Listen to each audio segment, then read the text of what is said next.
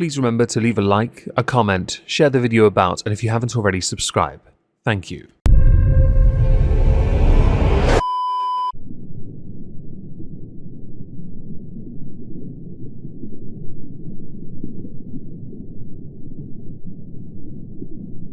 Well, isn't this just fantastic? Hello everyone, welcome to the exhibition of stupid people. Today we're going to start with King Charles III. Well, his portrait. The one that looks like it's ripped off from Ghostbusters 2. Recently, it was vandalized by animal rights activists. It was, well, actually no, I'm just going to show the clip here.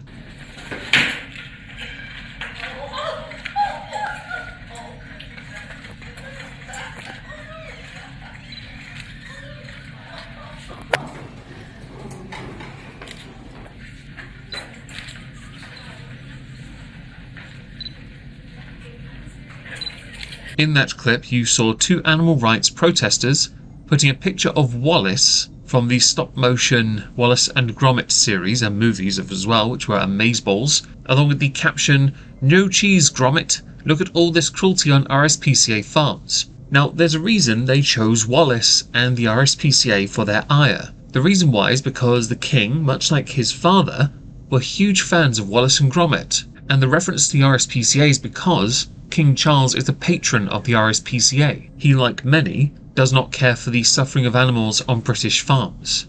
The caged animal thing, not a fan. The sooner it is banished from society, the better, quite frankly. Over the past 2 to 3 years, we've gotten used to seeing Just Stop Oil do things like this to artwork because they think that that will then resonate with the lowly plebeian, who in turn don't give a shit, who are just angry at them. This, though, is not done by Just Stop Oil. No, these are animal rights activists. So it's one of those strange things where not only have they improved upon the picture, which they have, let's face it here, side by side, King Charles looks like he's bathing in blood. Whereas in the other one, you've got Wallace. You can't go wrong with that. On the other hand, though, you still have two individuals going to an art gallery, vandalizing art to drive home a point. The picture of Wallace and the caption only remained on the picture for about 15 seconds. And much like all art in this country right now, it was behind protective layers. So the art itself was not actually damaged, which would run counter to what many people would want to achieve. There's no point damaging the art to drive home your point. Although if you're going to send a message, it may as well be on the very first official portrait of the King of England. Because no damage was done to the portrait, and this was just a stick-on, the police were not called, and when they were asked, the activists did in fact leave the gallery at an expedited rate. As far as I'm concerned, of course, charges should be considered because you have committed an act of vandalism. Regardless of how big or small, it is still a crime regardless. At the same time, it could be argued you improved upon the picture. So is it vandalism really? Of course, I'm being sarcastic. If you can't tell where, that's a you problem, not a me problem. There is some valid points about the RSPCA and what they do and do not endorse on their farms, or farms that they are supporters of. The same can apply then to the king as well. The king is renowned for his love of farming, and organic farming at that especially. The RSPCA are known from time to time for being hypocrites. And as with all things that have to happen in this country, it will take time for them to truly change to be able to impact meaningfully to protect animals in this country as well as people. I do it in that order because humanity sucks. A great example of the RSPCA's hypocrisy comes from feedlots for salmon, or farming salmon up in Scotland, where the RSPCA are known to profit from that industry that they endorse, yet the salmon within it do suffer greatly because of this. So the RSPCA assured farmed salmon welfare scheme can be regarded as an abomination. At the same time, choosing to deface an image of King Charles really does just show your middle class credentials as well. You'd have been better off bringing some salmon from a fish market and slapping the picture with it, or sticking an arrow through it with the fish attached. I'm not trying to give you suggestions or ideas, but just in case you consider doing so or actually do it, remember to credit a Mekon. Certified baddie! Ali, I've looked for you from Instagram DMs to Instagram Lives. But you don't understand what this means to me. Ali, let's have one question for you. Everyone make some noise!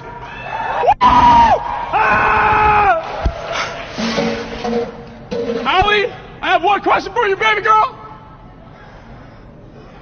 Will you marry me?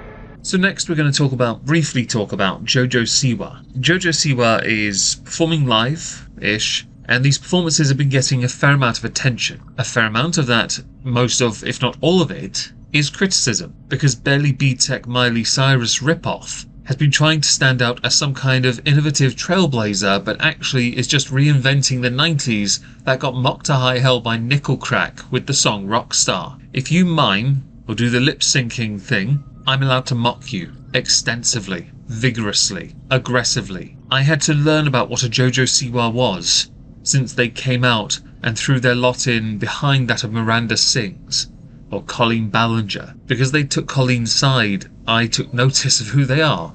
Then they ripped off someone else's song, but didn't at the same time. It's totally unique, and even the singer of the original song said they didn't really mind it. But their version did better than Jojo's. Jojo, though, has a rather high-end dance routine to go with the song, an image that she had to pay for because the label really thought this was a bad idea. They were right, it is a bad idea, especially when you then go through a multitude of interviews explaining how special and unique you are as a person, when you couldn't look more cookie-cutter, tomboy, Jimmy Neutron ripoff if you tried. The reason for my disdain is because of the miming. Recently, a few of the performances showed, and I can play them on the screen without the audio, Jojo is not singing while there is audio playing. Now, I've had some say to me, yes, but the dance routine is quite high energy. My view on it is, if you can't do both, don't do them then. Focus on the singing and have your dance team do the rest, and jump in when you can jump in. The funny thing is, I saw a clip of Jojo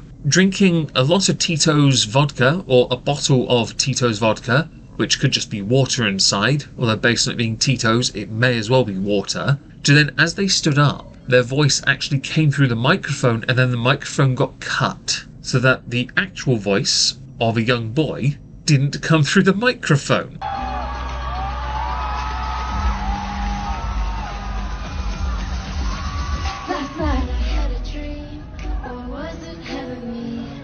Instead of the highly polished, super overproduced audio quality you get from the song itself. Here's another criticism for Jojo then. If you can't perform these songs live vocally, then you definitely shouldn't have bothered recording it to the level you recorded it at. Because it took how many tries to get that? You are no better than that girl that did It's Friday with auto-tune. And I don't think auto-tune would save this song either. You are a young, impressionable individual with a very young, impressionable audience. And on stage, in this clip, you're touching yourself. Your young audience are going to see this. This is not something you should be doing. When I said you were a Barely B-Tech ripoff of Miley Cyrus, the main difference between yourself and Miley is talent. Because unlike you, where you had to reproduce and overproduce far too much the one song you're now known for, Miley can just sing on command. Apparently you can't. You can't dance either, but that's a completely different problem. I know it might seem like I'm being a bit of a dick, but in the context of those that choose to mime on stage, I'm going to be, because I love live music. If I pay to watch someone do that, I'm going to get a refund directly from that person. You are not above this. If you are unable to perform your song live, for whatever reason you'd like to insert here that is actually an excuse, chances are I've instead not gone to see a live show, I've gone to watch an aerobics class. In your case, a pointlessly over-sexualized one. I earlier stated Nickelback mocked this kind of music years ago. I'll even read the lyric. I'm going to sing those songs that offend the censors, so in her case, label. Gonna pop my pills from a Pez dispenser, in this case a bottle of Tito's, get washed up singers writing all my songs, or steal them from others, lip sync them every night so I don't get them wrong. Chad Kroger was right. So next, let's talk about white trash streamer Natalie Reynolds, who has yet again gotten herself into trouble. If you don't know who she is, let's go through a little list. She decided, because she's a genius, to go to a gym with her body painted to make it look like she's wearing clothing, because she wanted the attention, knowing that if someone looked at her, she could use them to shame them to make a larger misogynist point. It backfired. She got someone that was homeless to go swimming. They couldn't swim. She then fled the scene. I've covered both those incidents on this channel. She's also shot someone with a paintball gun, for no reason other than to shoot them with a paintball gun.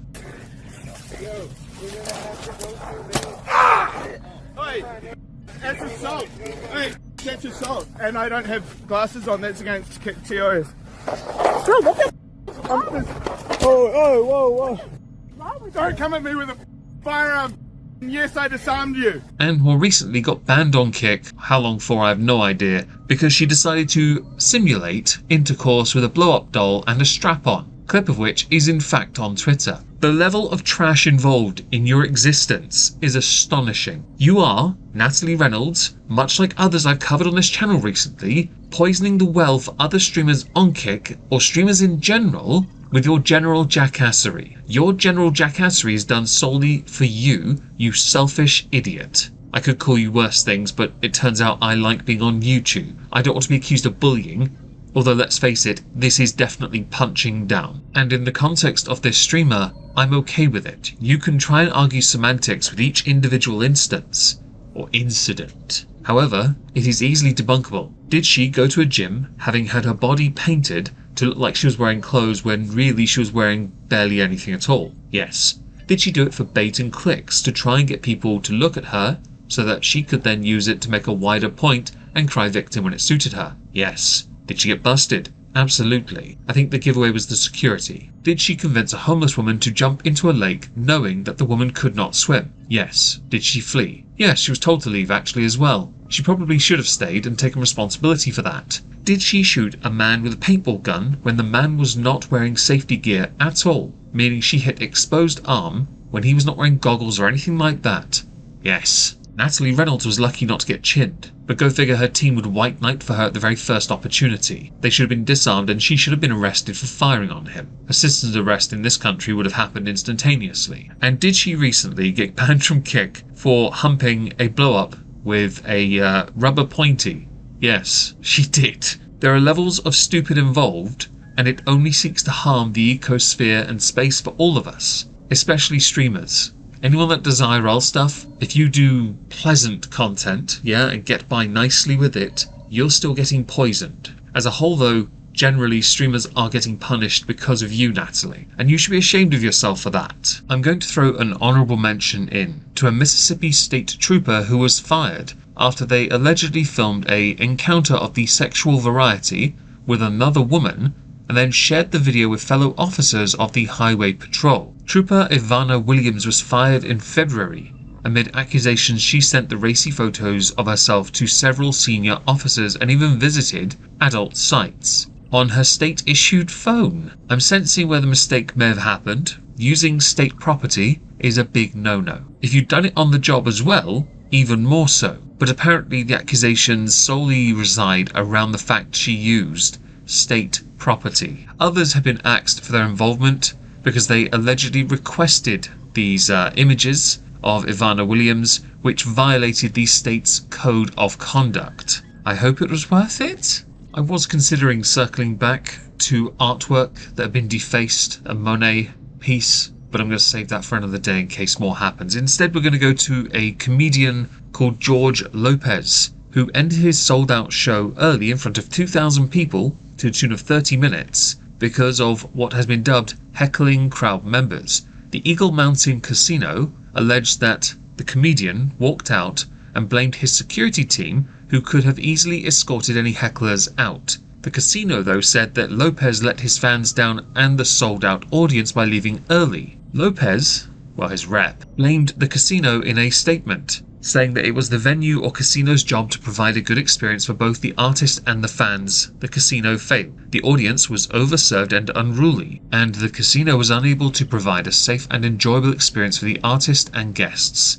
Unfortunately, the security team was not adequate to accomplish the task. George is not obligated to perform in an unsafe environment. As you scroll through the article, you find out that many on social media pointed out he wasn't being heckled. He had people offering to buy him a drink, and that's what caused him to leave. 4 people heckled of 2,000 people. Others were basically regurgitating old jokes of his. But George could not handle it and took it as a reason to leave. Employees at the casino themselves were angry. Quote, "Took my facilities team and I 3 days, midnight to 8 AM twice to set up the event center for that dude. And both times he bailed on us and our casino. I hope we never bring him back." Fans paid minimum $65 to see him at that casino, which means if everyone paid $65 minimum for a ticket, $130,000 was on the table. Now, no doubt setup fees and other such would have gone into that, but the casino would have hardly made any money if they kept having to redo it because of George Lopez being a bitch. And finishing a set early means some are going to start requesting refunds, meaning you, George, don't suffer for that, the casino does. As far as I'm concerned, you were paid to perform a service. Heckling in comedy is quite common. You need to learn to take it like a man, or like Jimmy Carr. And yes, I've separated him from men because he's quite soft. But he is very good at dealing with hecklers. In fact, there are a number of comedians who deal with it directly because it's fun. It's a great way of not necessarily derailing you, but offering you free material. If you can't handle a bit of bants when you're on stage, you're not a comedian, you're a bitch.